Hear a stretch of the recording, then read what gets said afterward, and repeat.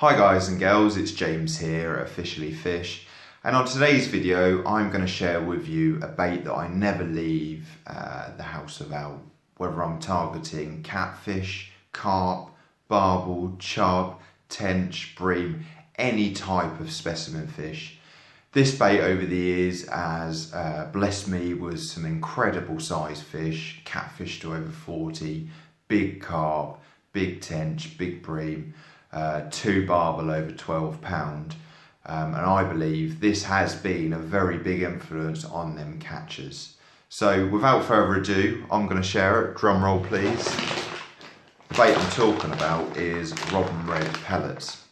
Now these are a special pellet, they're red as the name would suggest, but I really believe these are the #1 pellet. I've tried halibut, and obviously you may be old enough to remember the days where you could use high oil trout pellets and the fishing was crazy on them, but after a while fisheries started to ban them. Bream especially started to get these really big red lesions, and quite rightly so, fisheries have to protect their stock.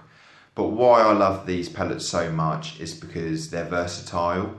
They really exude a very good ooze into the water, for want of a better term. And then while I describe and explain these pellets, what I'm going to do for you all is just chuck a couple in this clear water here. Alright, so what we'll do at the end of the video, we'll take a quick look at the coloration of the water, which hopefully will sort of re-emphasise what I'm trying to tell you guys. So let's talk about the pellet themselves. So they're made from dynamite. Dynamite baits make these. They come in a variety of sizes from 20mm all the way down to 2mm. So whether you specifically go for carp and you think a 15mm would be perfect, or whether you target bream and tench and you can go down to the 8s and 10s. My specific size for barbel I prefer is 212s. Where it comes to the catfish, although 15 seem to be my staple size, I always make sure I have some 20mm, because you put a couple of the 3 on them on a catfish hair rig, they really do stand out. Like I say, I've caught many different species of fish on these. They seem to really like it. I don't know what they put in it, but what I can explain to you if you've never used these before is they're a nice spicy pellet. And this time of year especially, I'm recording this in December, the winter months, they do say spicy is supreme, but nevertheless, I've caught fish all year on these. I wouldn't say they're a particularly specified winter bait. However, I never leave the house without them. So if I'm targeting smaller fish, for instance, maybe I'm on a commercial water and I'm fishing for bream, tench and sort of smaller match size carp, I'll always make sure I have some 2mm. Now a little top tip, what I tend to do, wherever I'm fishing for any species whatsoever, is the night before you go fishing, chuck a load of 2mm pellets in, soak them, take the water out after about 10 minutes, or if you can, add enough water to the pellet where you don't have to remove any of that liquid. Why?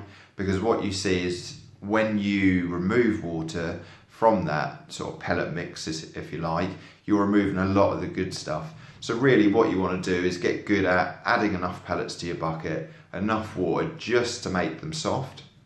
And then after about an hour I'd squeeze them up, and then by the next day you'll have a really good firm paste. So you could either use that as a paste, if you're pole fishing in particular, I've found that very successful. But what I like to do as well, especially in the warmer months when the pellets will degrade a little bit more quickly than what they do in the colder months, what that will do, if you paste that around your hair rigged pellets for instance, that will create an ooze around your hook bait even more so, but also what that will do is protect your pellets to make them last longer.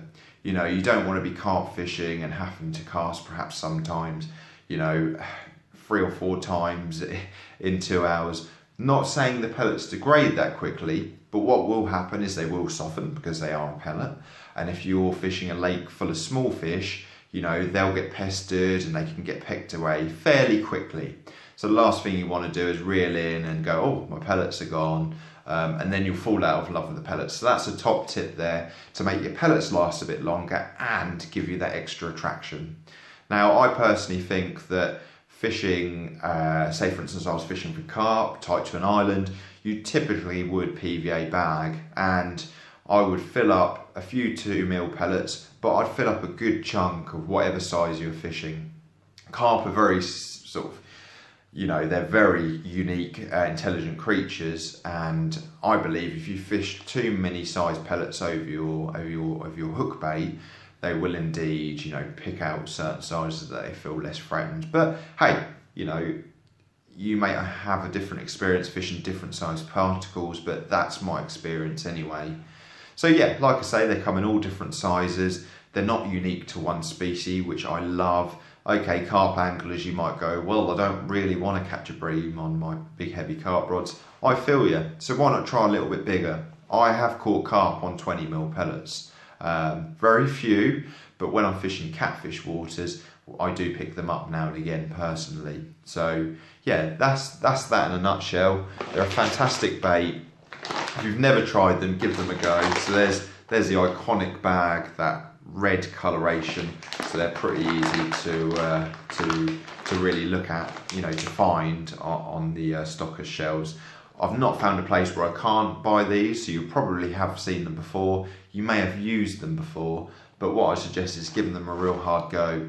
What I have found on specifically carp waters, where they're really dominated by boilies, you know, absolutely getting hossed in, this will actually pick out them wary fish, and I've been lucky enough to have 2, 3, 4 fish on a short session where carp anglers around me fishing boilies have not been so lucky.